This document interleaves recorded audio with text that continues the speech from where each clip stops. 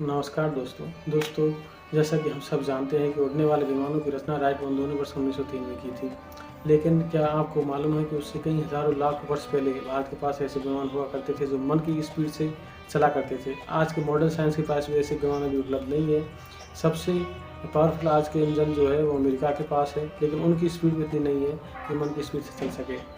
सबसे पहले जो विमान का ज़िक्र हमारे पौराणिक ग्रंथों में आता है, वो मिलता है रामायण से कुशोक विमान के रूप में। यह विमान मन की गति से चलता था और इतना विशाल था जैसे कोई पहाड़ हो। इसके अंदर बहुत सारे भवन बने हुए थे और उसमें पेड़-पौधे भी लगे हुए थे। मणियों से जड़ित पूरा विमान था और इस विमान के बीचों-बीच में एक पानी का सरोवर भी था और जिसके बीचों-बीच में एक माता लक्ष्मी की मूर्ति भी बनी हुई थी और उस पर कृत्रिम हाथियों के द्वारा जलाभिषेक भी किया जा रहा था। तो ऐसा वर्णन हमें वाल्मीकि रामायण के सुंदरकांड में मिलता है। विमान का वर्णन जो मिलता है, वो मिलता है महाभारत के समय में। ये राजा सालू के पास था, इसे उसने महादेव शिव की तपस्या से प्राप्त किया था। कहते हैं कि ये इतना विशाल था कि उसमें वो अपनी पूरी सेना को बिठाकर कहीं भी आ जा सकता था। ये जैसे पूरा महानगर उड़ता हुआ कोई महानगर हो, ऐसा ये इतना विशाल था। और इसके ऊपर से ही वह आक्रमण भी करता था। उसके ऊपर से वह चट्टानें, पेड़-पौधे और वज्र के रूप में भी आक्रमण करता था, जो आज के समय में हो सकता है कि उसे हम मिसाइल बोलते हों।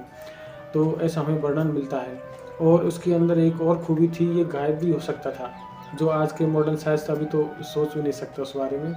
तो ये गायब भी हो जाते थे और कभी-कभी ऐसा लगता था जैसे बहुत सारे विमान आकाश में उड़ रहे हैं और कभी-कभी ऐसा लगता था जैसे कि वो एक भी विमान नहीं है। कभी-कभी इतना ये भ्रम में डाल देता था कि कभी-कभी जैसे लगता था जैसे ये पहाड़ पर है, कभी-कभी लगता था ज़मीन पर है, कभी-कभी लगता था आकाश में है तो कभी पानी पर। तो ऐसे ही भ्रम में भी डाला करता था और ऐसे ही अनेक विमानों का वर्णन हमारे महर्षि भारद्वाज द्वारा लिखित विमान शास्त्र में भी मिलता है उनका वर्णन।